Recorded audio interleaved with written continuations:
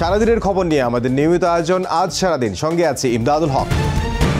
অর্থ পাচার মামলায় খালাসের মধ্য দিয়ে মামলা মুক্ত হলেন বিএনপির ভারপ্রাপ্ত চেয়ারম্যান তারেক রহমান। ব্যবসায়ী গিয়াসউদ্দিন আল মামুনকেও খালাস দিয়েছেন সর্বোচ্চ আদালত। দুদক আইনজীবী বলছেন, টাকা পাচারের কোনো সত্যতা মেলেনি, মামলার ক্ষেত্রে মানা হয়নি আইনি কোনো প্রক্রিয়া। আগামী ডিসেম্বর বা মার্চের মধ্যে জাতীয় সংসদ নির্বাচন অনুষ্ঠিত হবে বলে জানিয়েছেন অন্তর্বর্তী সরকারের প্রধান উপদেষ্টা ডক্টর মোহাম্মদ ইউনূস। আওয়ামী লীগের নির্বাচনে অংশ নেওয়ার বিষয়ে প্রধান উপদেষ্টা জানান, এই সিদ্ধান্ত দলটিকেই নিতে হবে।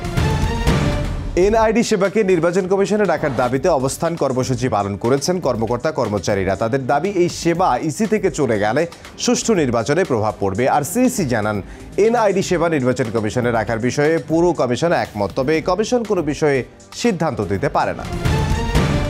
দেশ জুড়ে নারীর প্রতি সহিংসতা বন্ধ, আইন শৃঙ্খলা পরিস্থিতির উন্নতি এবং সংবিধান সহ যে কোনো ধরনের পরিবর্তনে জনগণের ভোটে নির্বাচিত সরকারের প্রয়োজন বলে মন্তব্য করেছেন বিএনপির ভাইস চেয়ারম্যান আব্দুল আওয়াল মিন্টু।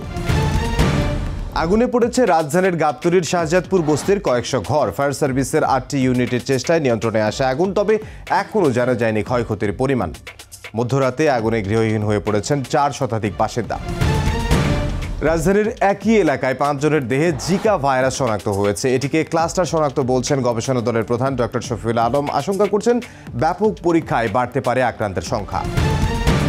ঢাকা মেডিকেল কলেজ হাসপাতালে রোগীদের সঙ্গে প্রতারণা ও হয়রানির অভিযোগে অর্ধশতাধিক দালালকে আটক করেছে যৌথ বাহিনী।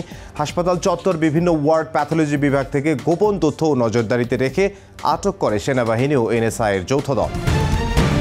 রমজানে সাধারণ ভোক্তাদের স্বস্তি দিতে ন্যায্য মূল্যে পণ্য বিক্রি করছে দেশের অন্যতম বৃহৎ ভোগ্যপণ্য বাজারজাতকারী প্রতিষ্ঠান সিটি গ্রুপ। সয়াবিন তেল, গুঁড়ো দুধ, চাল ও ডাল সহ 19 ধরনের পণ্য বিশেষ মূল্য ছাড়ে কিনতে পেরে স্বস্তি প্রকাশ করেছেন ক্রেতারা। যুক্তরাজ্যে খালিস্তানপন্থীদের বিক্ষোভের মুখে হেনস্থার শিকার হয়েছেন ভারতের পররাষ্ট্রমন্ত্রী এস জয়শঙ্কর। তার গাড়ির সামনে থাকা ভারতের পতাকাও ছেড়ে ফেলা হয়। নিরাপত্তার বেড়াজাল ভেঙে পররাষ্ট্রমন্ত্রীর সঙ্গে এমন অপ্রীতিকর ঘটনার তীব্র নিন্দা জানিয়েছেন ভারতের পররাষ্ট্র মন্ত্রণালয়।